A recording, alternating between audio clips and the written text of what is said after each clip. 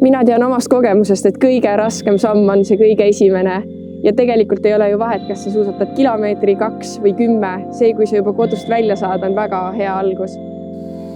Mina käin suusatamas oma kodulähistel metsa all ja lähen alati sinna jala, sest mina väärtustan ka seda aega, millal ma sinna jalutan.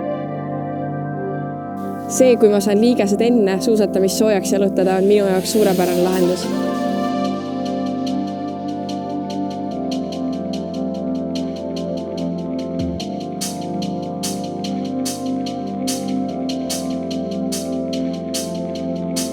Suusad sain jalga juba väga väikesest peale ning kui alguses käisin suusatamas koos vanematega, siis tänaseks on saanud suusatamisest harjumus ja minu aeg, millend laadida.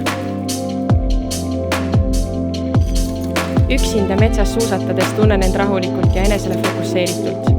Kõige parem tunne ja emotsioon tekib alles pärast suusatamise lõppu, kui olen jõudnud tagasi koju.